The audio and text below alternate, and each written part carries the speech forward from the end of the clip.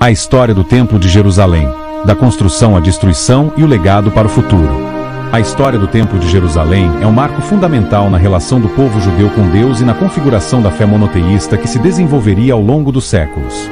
O templo passou por diversas fases de construção, destruição e reconstrução, sempre refletindo as condições políticas, religiosas e espirituais da época.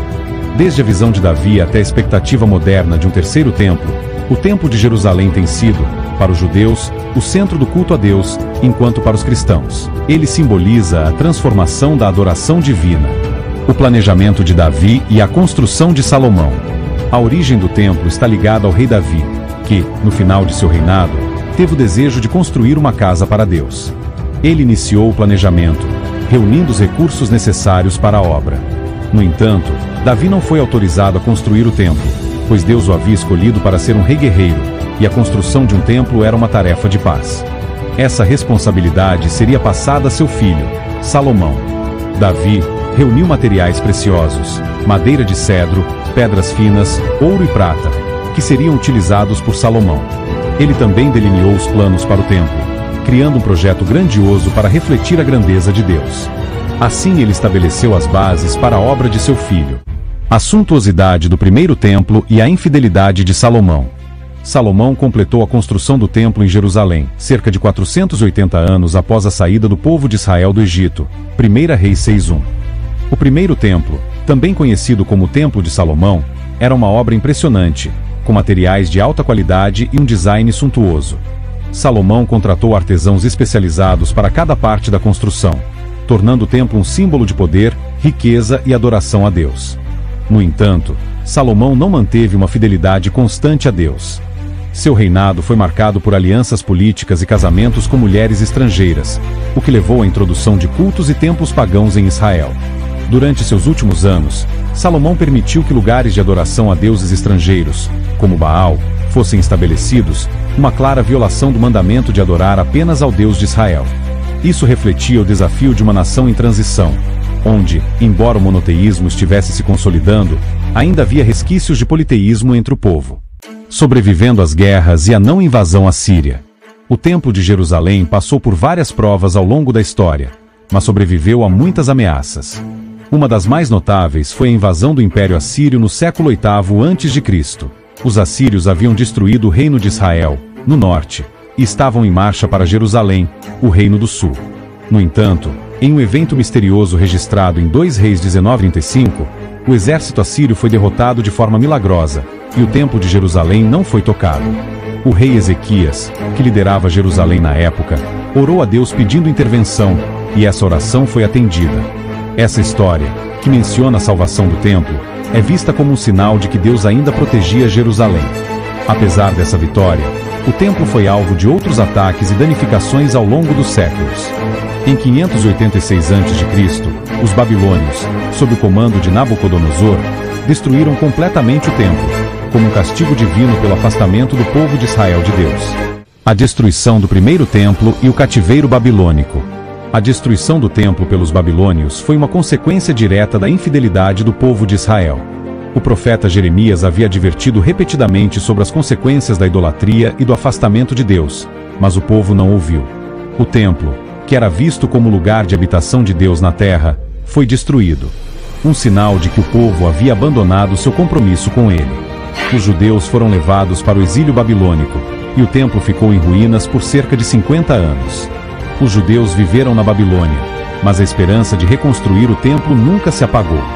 Deus, por meio do profeta Jeremias, havia prometido restaurar o povo e o templo.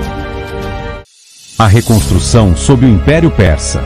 Com a queda de Babilônia e o advento do Império Persa, liderado por Ciro, os judeus receberam permissão para retornar a Jerusalém e reconstruir o templo.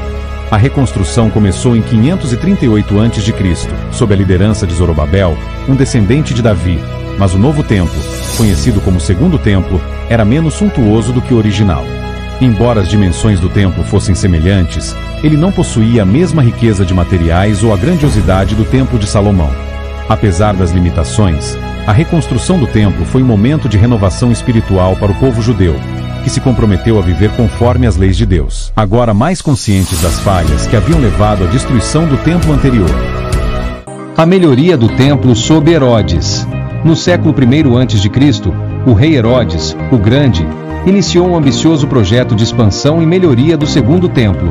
Embora Herodes seja amplamente lembrado por seus atos tirânicos, especialmente o massacre dos inocentes à época do nascimento de Jesus, ele também se preocupou com a renovação do templo, com o objetivo de consolidar seu poder entre os judeus e impressionar o povo com sua devoção à tradição religiosa.